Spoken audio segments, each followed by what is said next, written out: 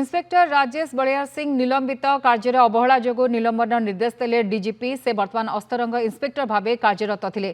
Jaipur town थाना sub inspector थिबा बेले तांको विरोध में संगीन अभियोग थिला।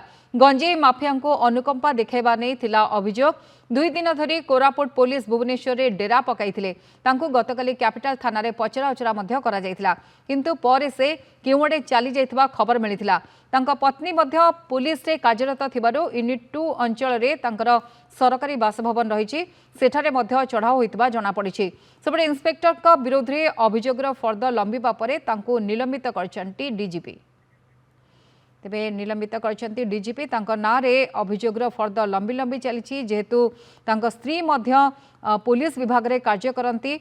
तेबे कौआड़े से चली जाइछंती एने कोनोसी सुराग पुलिस को मिली पारि नाही। पुलिस रे कार्यरत थिले तांको स्त्री यूनिट 2 अंचल रे तांकर सरकारी बासभवन मध्य रहिछि। तेबे सेठारे मध्य चढ़ा होइछि। आ गोटे पटे इन्स्पेक्टर का विरोध रे अभियोगर फर्द लंबिबा परे तांको निलंबित करछंती डीजीपी। अधिक आलोचना करबा मानस महापात्र जोड़ी होइछंती। मानस, डीजीपी निलंबित करछंती इन्स्पेक्टर को, किंतु वर्तमान तांका विषय अधिक किछि इन्फॉर्मेशन मिली पारुछि कि?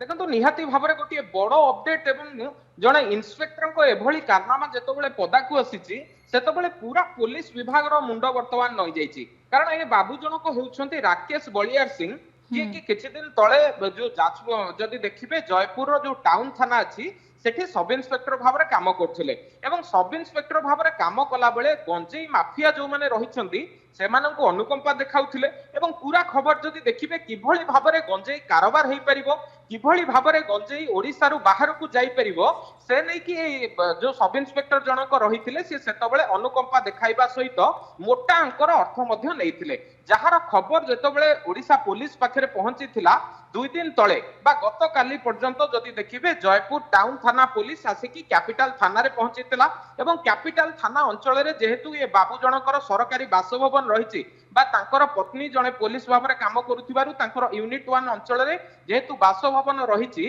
ठीक सेठारे सर्च करा जाइथिला एवं जहा खबर मिलिथिला जे पचरा उचरा समय रे से कैपिटल थाना रु कुआडे चंपट मारिथिले।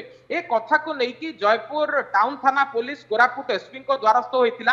कोरापुट एसपी एनै कि जेतबेले पुलिस डीजीपी वाईबी खुरानिया को दृष्टि आकर्षण करिथिले ता परे परे आज जदि देखिबे इन्स्पेक्टर राजेश बलियार सिंह जी की अस्तरंग थाना अधिकारी भाव में काम करुथिले तांको वर्तमान निलंबित करा जायछि। तांको विरोध रे जेतबेले ग्रॉस मिसकंडक्टर अभियोग आसीछि एभली गोटे सांघातिक अभियोग जेतबेले गोटे इन्स्पेक्टर विरुद्ध रे आसीछि एवं निशा माफिया को अनुकंपा देखाइबा भली गोटे सांघातिक अभियोग जेतबेले खाकी वर्दी विरोध रे लागिछि तापरे तांको निलंबन करा जायछि एवं निलंबन परे होय तो तांको विरोध रे आहुरी एक्शन लिया जाय पारे। कारण निलंबन भितर ही ये पूरा घटनार तदंत करा जिवो एवं तदंत परे जदि आहुरी किछि पक्का सबूत ओडिशा पुलिस हाथ में पहुंचे तेबे तांको पई अड़ुआ आहुरी बढ़ी पारे। गायत्री।